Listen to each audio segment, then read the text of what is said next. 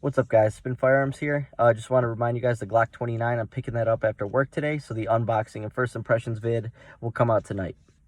So when I went to the class last night, first of all, it was unreal. It's worth the money to spend. To be honest, a big lesson I learned is, to be honest, I need less firearms. I should spend that money more on training, and get really good with 1 or 2 or 3 firearms. Like he said, your last firearm that you shoot at the range should always be your carry firearm. Because in a case of a self-defense scenario, an emergency situation, you're just as good as your last shot. You're only, from that last shot you take, you're getting worse as, days go on before you start shooting again. So you want to be as good as possible with your carry firearm, which I really like that. I like that he said that. Also, what's great about firearms and basically anything in life is you are never good enough.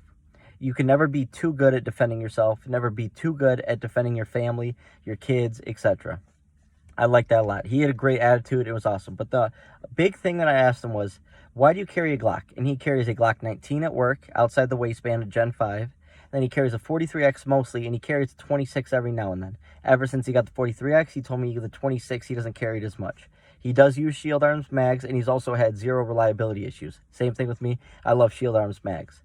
Now, I shot with my 26 last night. I only did the training with my 26, and I did good for my shot placement. But there's a lot of fundamentals that I need to work on, and that's what I really liked. It exposed where your weaknesses are, and they pointed that out to you. And so basically from here on out, I can just keep practicing those things, and I am going to take the other 3 classes as well.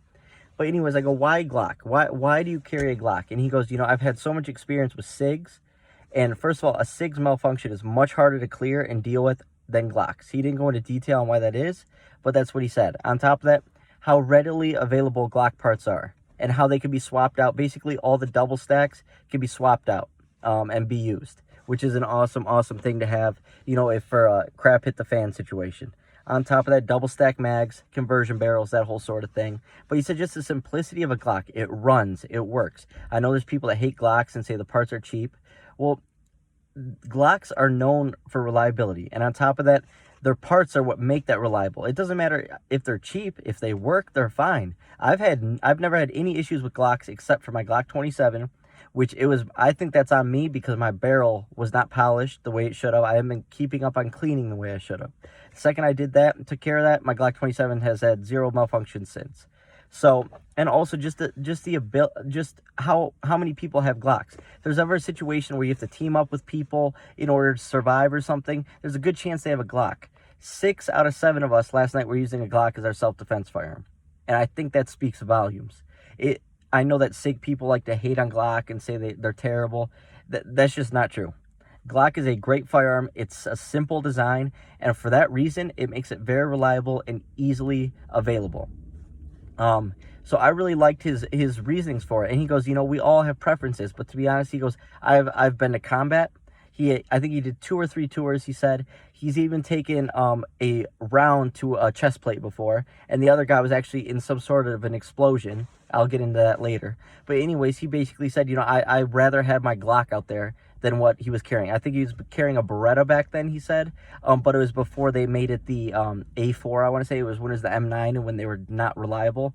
But he said, I would have took my Glock 19 to battle any single day. I would have trusted my life to that Glock 19. And so he goes, my Glock, it's the best way to go, Glock. And I go, I can't argue with you there. And I said, what do you think about Springfield and Hellcats? He goes, it's all about personal preference. But he said he would take a Hellcat over a P365 or a SIG. And obviously, it's all preference. It's all what you like. It's all what works for you. But I'm just giving you what his explanation was. And the guy was great. So talented, so fast, and so I just wanted to pass that on. If you guys are carrying a Glock, great choice. He also said Smith & Wesson. He said he loves Smith & Wesson design. On top of that, the magazines are great, and I really like the finish. Like, the Shield Plus is a great firearm, and then he also said the FN line. So basically, his top 3 were Glock, FN, and Smith & Wesson. And then he did like Springfield Armory. He just didn't like the politics behind it. But yeah, that's the first little, talk I'll have with you about what I learned, but we got a lot more stuff coming tomorrow, tonight, and this weekend. So we might do a live tonight. I'll let you know. Appreciate it.